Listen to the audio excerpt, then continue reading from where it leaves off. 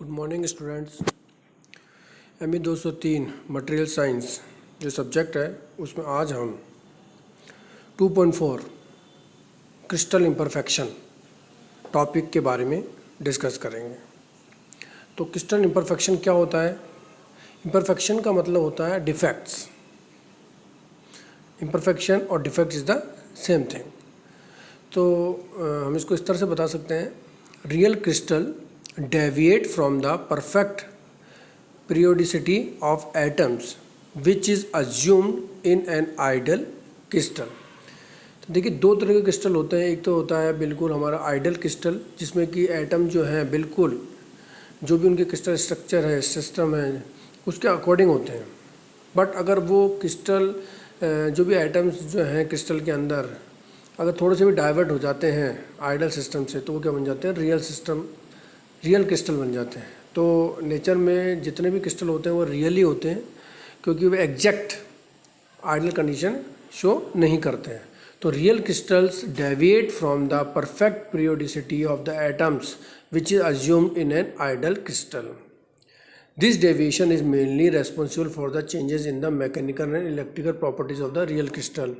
तो ideal crystal के अंदर जो एटम का अरेंजमेंट होना चाहिए था, उससे क्या होता है, उसकी पीरियोडिसिटी से क्या होता है या उसकी रिपीटेशन से क्या होता है, वो पैटर्न चेंज हो जाता है और हमारे को रियल क्रिस्टल मिलता है। और इस डेविएशन से क्या होता है, उसकी जो मैकेनिकल और इलेक्ट्रिकल प्रॉपर्टीज़ होती हैं उसमें क्या आता है, चेंजेस आते हैं। This deviation of atoms from an orderly array of lattice point is termed as defect और इम्परफेक्शन। तो ये जो आइडियल क्रिस्टल से रियल क्रिस्टल के अंदर हम जब जाते हैं तो हमको कुछ चेंजेस मिलते हैं, उनके पैटर्न में चेंजेस मिलते हैं, उनके ऑर्डर के अंदर चेंजेस मिलते हैं, जो लैटिस पॉइंट्स हैं, जो एटम्स हैं, जो अरेंजमेंट है, उनका क्या होता है, कुछ हमको डिफरेंट मिलता है फ्रॉम द आइडियल क्रिस्टल। तो ये जो चेंजेस होते हैं, ये जो डेविएशन होता है एटम्स का, इसी को हम क्या बोलते हैं, डिफेक्ट और इम्परफेक्शंस। तो इसलिए हमने लिखा है this deviation of atoms from an orderly array of lattice point is termed as defect और imperfections। तो ये आपको क्लियर है क्रिस्टल इम्परफेक्शन और डिफेक्ट्स क्या होते हैं। आइडियल क्रिस्टल से जो भी एटम्स का अरेंजमेंट डिफरेंट होगा, जो भी चेंजेस आएंगे आइडियल क्रिस्टल के अंदर, जो भी आइडियल क्रिस्टल के अंदर जो होना चाहिए था, क्रिस्टल के अंदर एटम्स का अरेंजमेंट जो भी होना चाहिए था, पीरियोडिसिटी जो भी होनी चाहिए थी, उससे जो भी चेंजेस होते हैं और चेंज होने के बाद में जो नई स्ट्रक्चर मिलती है, that is the real crystal. और जो ये चेंजेस है, जो डेविएशन है, इसी को हम क्या बोलते हैं, इम्परफेक्शन या डिफेक्ट्स बोलते हैं। ये डिफेक्ट्स तीन टाइप के होते हैं, पॉइंट डिफेक्ट्स, लाइन डिफेक्ट्स और एरिया डिफेक्ट्स। तो हम सबसे पहले पॉइंट डिफेक्ट्स के बारे में क्या करते हैं, डिस्कस करते हैं। First is the point defects. When the deviation from the periodic arrangement of the lattice is localised to the vicinity of only a few atoms, it is called as a point defects और point imperfection. तो हमने क्या बताया, when the deviation from the periodicity arrangement of the lattice is localised to the vicinity of only a few atoms. जो भी हमारे पास में रियल क्रिस्टल, जो आइडियल क्रिस्टल होता है, उसके अंदर जो भी एटम्स का जो अरेंजमेंट होता है, लैटिस पॉइंट जो भी अरेंजमेंट होता है, उससे अगर मान लीजिए कि कोई भी एटम्स जो है उस लैटिस पॉइंट से क्या होता है, अगर मिस हो जाता है, कोई भी एटम जो है जो लैटिस स्ट्रक्चर से, जो लैटिस पॉइंट्स हैं वहाँ से अगर मिस हो जाता है, तो वहाँ पर क्या हो जाएगा, एक वैकेंसी क्रिएट हो जाएगी और उसी को हम क्या बोलते हैं, पॉइंट डिफेक्ट्स बोलते हैं, पॉइंट इम्परफेक्शन बोलते हैं। या फिर मान लीजिए कि कोई एटम्स बाहर से आ जाए उस पर्टिकुलर स्ट्रक्चर के अंदर, तो उसको भी हम पॉइंट डिफेक्ट्स बोलते हैं। ठीक है, तो इस आधार पर अगर हम देखें, पॉइंट डिफेक्ट्स जो पॉइंट इम्परफेक्शन है वो तीन टाइप के होते हैं। एक तो होती है वैकेंसी, एक होता है इंटरस्टिशियल और एक होता है इम्प्योरिटी एटम। तो सबसे पहले पॉइंट डिफेक्ट क्लियर है। पॉइंट डिफेक्ट क्या है कि जो भी हमारे पास में आइडियल क्रिस्टल है, उसके अंदर जो भी उसका लैटिस स्ट्रक्चर है, उसमें जो भी एटम्स, आयंस जो भी हैं, अगर मान लीजिए वो इस ओरिजिनल स्ट्रक्चर से मिस हो जाता है या कोई बाहर से आइटम या आयन उसके अंदर प्योर हो जाता है, तो वो पॉइंट डिफेक्ट्स कहलाता है। तो ये तीन टाइप के हो गए, वैकेंसी, इंटरस्टिशियल और इम्प्योरिटी एटम्स। तो इसमें सबसे पहला है वैकेंसी। तो देखिए वैकेंसी जो है, वैकेंसी क्या है, it exist when an atom is missing from a normal lattice position. Vacancy क्या है, it exist when an atom is missing from a normal lattice position. मतलब जो हमारे पास में जो नॉर्मल लैटिस है उसमें से अगर मान लीजिए कोई एटम मिस हो जाता है तो वहाँ पे जगह क्या हो जाएगी, वैकेंट हो जाएगी। तो इसलिए अपन इसको क्या बोल रहे हैं, vacancy. It exist when an atom is missing from a normal lattice position. In pure metal, a definite number of vacant lattice site exist when the temperature greater than the absolute zero। तो जब भी कोई pure metal है उसका अगर हम temperature बढ़ाते हैं तो टेम्परेचर बढ़ाने से क्या होता है, जो मेटल जो है, जो लेटिस है हमारे पास में, उसमें से क्या हो जाता है, कुछ एटम्स क्या हो जाते हैं वहाँ से बाहर निकल जाते हैं, लेटिस स्ट्रक्चर से बाहर निकल जाते हैं और वहाँ पे क्या कर देते हैं, वैकेंसी क्रिएट कर देते हैं।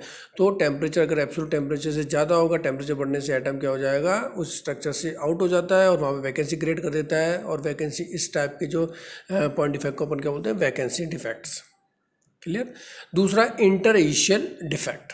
इंटरस्टिशियल डिफेक्ट क्या होता है, ये interstitial defect, when the atom is trapped inside the crystal at a point intermediate between the normal lattice position। तो हमारे पास जो नॉर्मल लैटिस पोजीशन है जिसमें कि एटम्स का डिफरेंट अरेंजमेंट्स हैं, उसके अंदर अगर मान लीजिए बाहर से कोई एटम ट्रैप्ड हो जाए अंदर आकर के inside the crystal at a point intermediate between the normal lattice position. तो जो भी एटम्स है उनके बीच में जा कर के कहीं पर भी अगर मान लीजिए बाहर का कोई एटम आता है बाहर से और वो उस पर ट्रैप्ड हो जाता है, तो क्या हो गया, उसने एक लैटिस स्ट्रक्चर में क्या कर दिया, चेंज कर दिया। तो बाहर से एटम आ गया तो वो क्या हो जाएगा, इंटरस्टिशियल एटम। अगर सेम टाइप का अगर एटम आ रहा है, जैसा कि अपने पास जिसका क्रिस्टल स्ट्रक्चर है, सेम टाइप का अगर एटम आ रहा है तो उसको अपन क्या बोलेंगे, इंटरस्टिशियल डिफेक्ट्स। थर्ड है इम्प्योरिटी एटम्स। इम्प्योरिटी एटम क्या है, the presence of a different type of atoms either at a lattice position और interstitial position known as a impurity atom. तो इम्प्योरिटी एटम क्या है, the presence of a different type of atom. अगर मान लीजिए बाहर से कोई एटम आ रहा है जो कि लैटिस स्ट्रक्चर की जो एटम है उससे डिफरेंट एटम है, कोई डिफरेंट टाइप का एटम आ रहा है, ठीक है, तो या तो लैटिस पोजीशन पर आ रहा है या फिर मान लीजिए इंटरस्टिशियल पोजीशन पर आ रहा है। तो इस टाइप का जो हमारे पास में जो इम्प्योरिटी हमारे जनरेट होगी, जो डिफेक्ट जनरेट होगा, जो हमारे पास में इम्परफेक्शन जनरेट होगा, that is a impurity atom कहलाएगा। तो पॉइंट डिफेक्ट जो है हमारे पास में तीन तरह के हो गए, एक तो वैकेंसी, एक इंटरस्टिशियल और एक इम्प्योरिटी एटम। तो हम इसको डायग्राम से भी समझ सकते हैं। तो अगर हम देखें, सबसे पहले हमने बताया कि पॉइंट डिफेक्ट्स जो है वो कितने टाइप के हैं, 3 टाइप्स के हैं। पॉइंट डिफेक्ट कितने टाइप के हैं, 3 टाइप्स के हैं। तो सबसे पहले बताया वैकेंसी। वैकेंसी में जैसे हम फर्स्ट डायग्राम देख रहे हैं तो उसमें एक हमारे पास लेटिस्ट अरेंजमेंट है, स्पेस लेटिस में ये हमारे पास लेटिस अरेंजमेंट दे रखा है। इसमें से हमने देखा है कि एक पर्टिकुलर एटम्स जो है वो मिस है, थर्ड रो के अंदर, थर्ड कॉलम और थर्ड रो में वाला जो एटम है वो मिस है, वो एटम यहाँ से बाहर चला गया है इस पर्टिकुलर लेटिस से। तो इस टाइप का जो हमारे पास में पॉइंट डिफेक्ट होगा, ये वैकेंसी क्रिएट हो गई तो ये क्या कहलाएगी, वैकेंसी पॉइंट डिफेक्ट कहलाएगी। इसी तरह से अगर हम दूसरी स्ट्रक्चर देखें, दूसरा लेटिस वगैरह देखें हम, तो हम देखते हैं कि कोई पर्टिकुलर बाहर से एक एटम आ रहा है जो कि इसी टाइप का एटम है जिसका कि लैटिस बना हुआ है, और ये क्या है कि पहले से मौजूद एटम्स के बीच में इंटरमीडिएट पॉइंट पे कोई एटम आ गया है। तो इस टाइप का जो एटम है जिसको कि ब्लू कलर से शो किया गया है, that is the interstitial atom. ये क्या कहलाएगा, interstitial atoms, interstitial point defect कहलाएगा। इसी तरह से थर्ड हमने बात की कि अगर मान लीजिए बाहर से कोई डिफरेंट टाइप का कोई एटम्स है जिसको कि हमने रेड कलर से शो किया है, वो किसी पर्टिकुलर या तो मान लीजिए कि लैटिस पॉइंट पे आ जाता है या फिर मान लीजिए कि इंटरमीडिएट में आ जाता है एटम्स के बीच में। तो यहाँ पर हमने पर्टिकुलर पॉइंट, एक पर्टिकुलर एटम की जगह पर आया है ये, तो बाहर का डिफरेंट टाइप का एटम है, तो इसको क्या बोलेंगे हम, इस टाइप से जो इफेक्ट जनरेट होगा that is the impurity atoms. Impurity atoms type point effect कहलाएगा। तो 3 तरह के पॉइंट इफेक्ट्स हो गए हमारे पास में। एक तो हो गया हमारे पास में वैकेंसी पॉइंट इफेक्ट, दूसरा हमारे पास में हो गया इंटरस्टिशियल पॉइंट इफेक्ट, और तीसरा हमारे पास में हो गया इम्प्योरिटी एटम्स। क्लियर। तो इस टाइप से हमने क्या कर दिया, पॉइंट इफेक्ट्स समझ लिए। तो पॉइंट इफेक्ट्स आपको क्लियर है कि डिफेक्ट्स क्या है, कि जो भी हमारे पास में क्रिस्टल स्ट्रक्चर है, ओरिजिनल क्रिस्टल स्ट्रक्चर है, उस ओरिजिनल क्रिस्टल स्ट्रक्चर से जो हमारे पास रियल क्रिस्टल स्ट्रक्चर मिल रही है,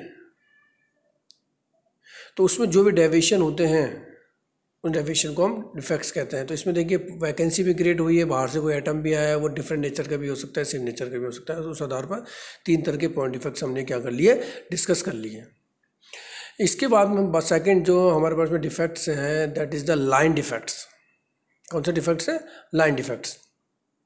तो लाइन डिफेक्ट्स क्या होते हैं, the defects which take place due to dislocation और distortion of atoms along a line in some direction are called as a line defects or dislocation।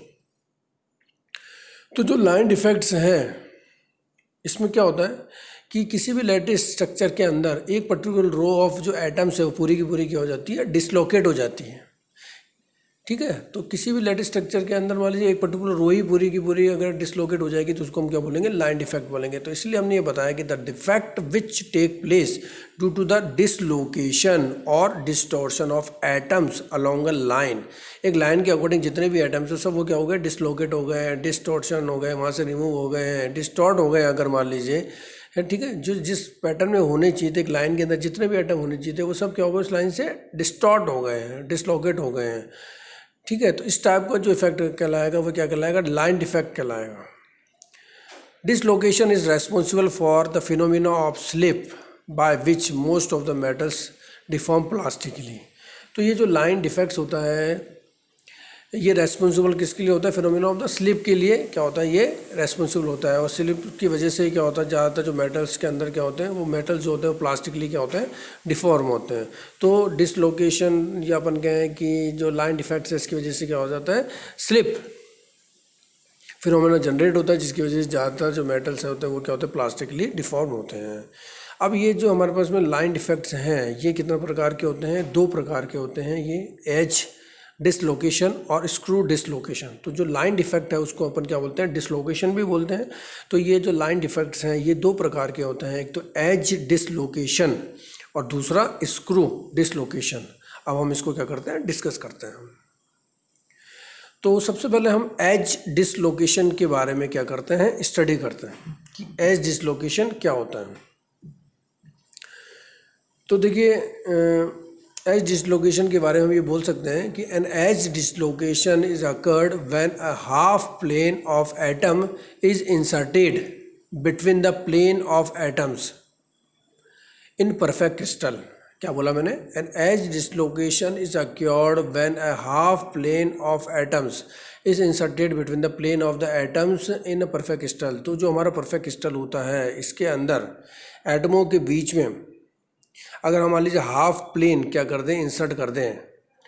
हमारे पास एक एटम अरेंजमेंट है, हमारे पास में परफेक्ट क्रिस्टल है कि उसके अंदर डिफरेंट एटम्स अरेंज होंगे। उस अरेंज के अंदर अगर मान लीजिए कि अपन हाफ प्लेन ऊपर से इंसर्ट कर दें या हाफ प्लेन नीचे से इंसर्ट कर दें, एक एक्स्ट्रा हाफ प्लेन अगर हम इंसर्ट कर दें उस पर्टिकुलर क्रिस्टल के अंदर, तो हमारे पास में जो भी एटम्स का जो कि मतलब डिसलोकेशन या मिस अरेंजमेंट होगा वो क्या कहलाएगा, एज डिसलोकेशन कहलाएगा।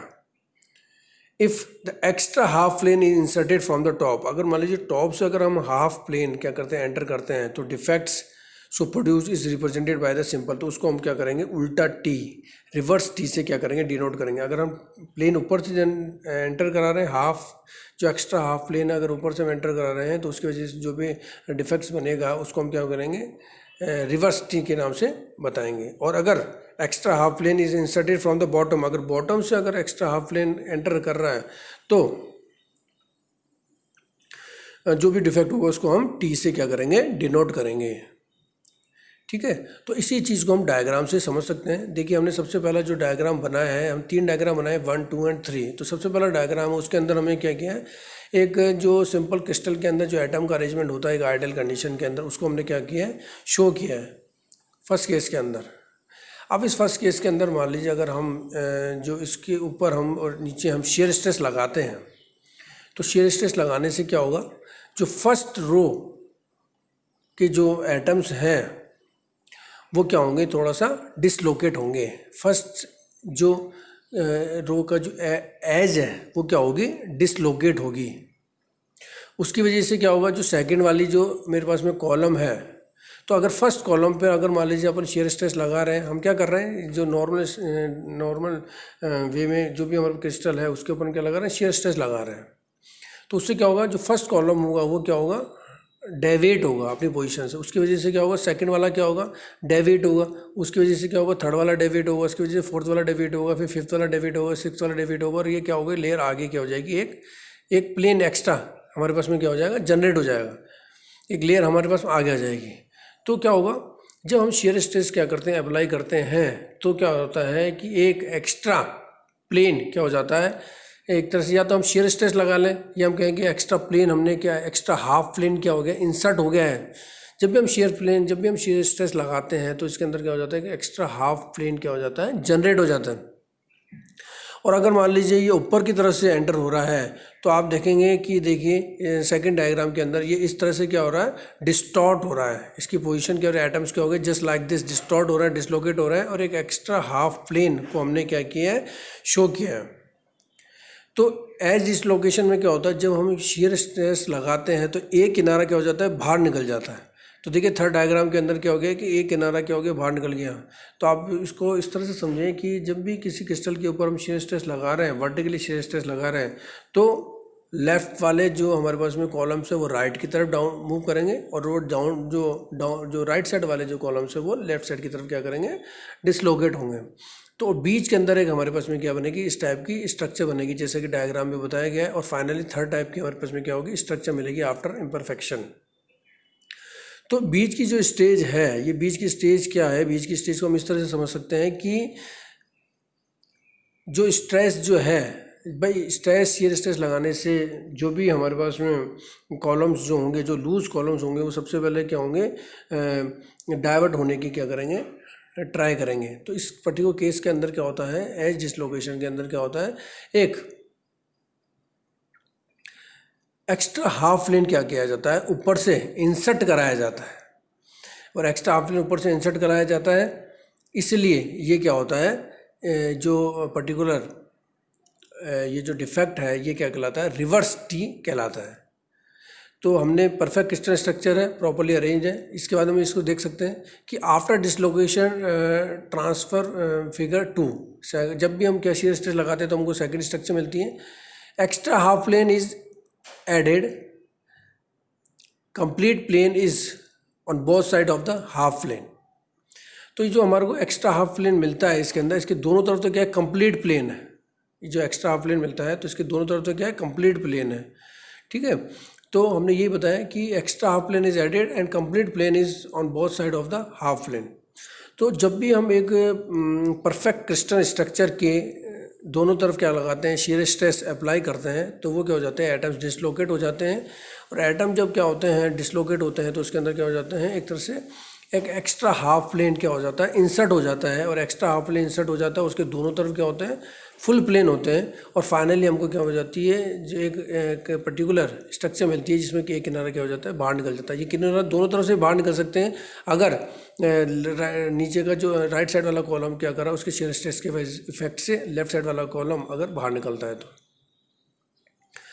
तो अगर मान लीजिए ऊपर से अपन ने प्लेन इंसर्ट किया है तो वो क्या कहलाएगा, पॉजिटिव एज डिसलोकेशन कहलाएगा। ठीक है, और उसको अपन रिवर्स टी से बताएंगे। और अगर नीचे से अगर हमने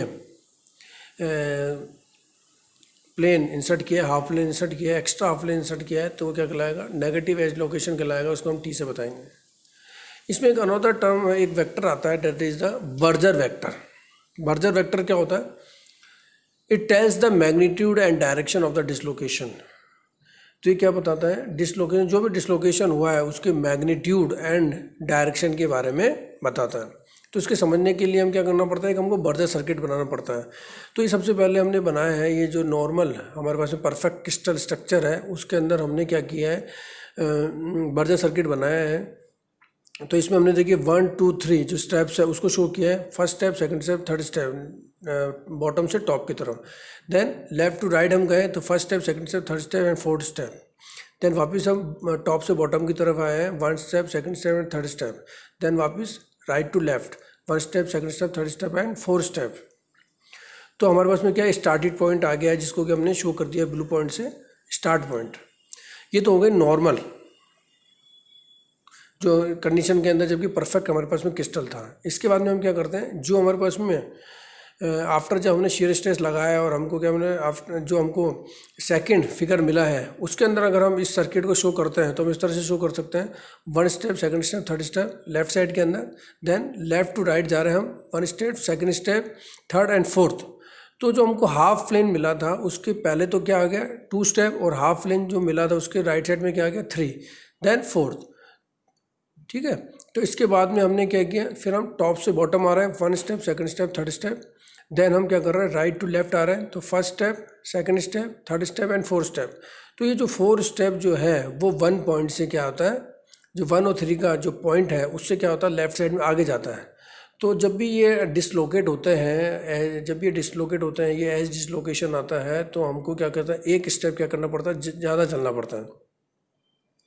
तो बर्जर सर्किट बनाने के लिए जो कि हमने लेफ्ट साइड में बनाया है, जो कि आइडियल कंडीशन क्रिस्टल के अंदर बनाया है, वैसे ही हमको 4 स्टेप बनाने के लिए क्या करना, 3 to 4 हमको लेफ्ट साइड के अंदर एक एक्स्ट्रा स्टेप चलना पड़ा। तो ये जो एक्स्ट्रा स्टेप है यही क्या करता है, एक तरह से क्या कहलाता है, डिसलोकेशन कहलाता है। और डिसलोकेशन क्या कहलाता है, इज द स्लिप। यही क्या होता है, एक्स्ट्रा अपन को जो डिसलोकेशन हो दैट इज द स्लिप। इसी को जो एक्स्ट्रा स्टेप है इसी को हम क्या करते हैं, बर्जर फैक्टर बोलते हैं, और इसको हम क्या करते हैं बी से डिनोट करते हैं। तो राइट टू लेफ्ट गए तो ये इसकी क्या हो गई, डायरेक्शन हो गई, और ये जो भी इसके बीच का जो डिस्टेंस होगा ये इसका क्या होगा, मैग्नीट्यूड हो जाएगा। तो ये क्या हो जाएगा, बर्जर फैक्टर हो जाएगा। तो बर्जर फैक्टर क्या हो गया, ये एक तरह से क्या करता है, डिटेल्स देता है हमको किसकी, मैग्नीट्यूड की और डायरेक्शन की, डिसलोकेशन की। तो जब भी एज डिसलोकेशन हो रहा है तो उसकी क्या डायरेक्शन, उसका क्या मैग्नीट्यूड है, ये हमको क्या करता है, उसका डिटेल्स देता है। तो इसके लिए हमको बर्जर सर्किट बनाना पड़ता है। बर्जर सर्किट बनाने के लिए पहले तो हमको नॉर्मल जो क्रिस्टलाइन स्ट्रक्चर है उसके अंदर बर्जर सर्किट बनाना पड़ेगा। तो आपने देख लिया 1 2 3 लेफ्ट के अंदर bottom to top, then left to right 1 2 3 4, then top to bottom 1 2 3, then right to left 1 2 3 4। तो फर्स्ट पॉइंट हमको स्टार्टिंग पॉइंट मिल गया, ये तो हमारा हो गया नॉर्मल केस के अंदर। फिर जब जो हमारे पास में डिफॉर्म स्ट्रक्चर है, जो सेकंड वाली हमारे पास जो स्ट्रक्चर थी उसके अंदर हमने बर्जर सर्किट बनाया। तो bottom to top left side के अंदर 1 2 3, देन लेफ्ट टू राइट 1 2 3 4। तो इसके अंदर 2 जो पॉइंट है वो एक्स्ट्रा हाफ लेन से पहले है, और 3 जो स्टेप है वो एक्स्ट्रा हाफ लेन के बाद में।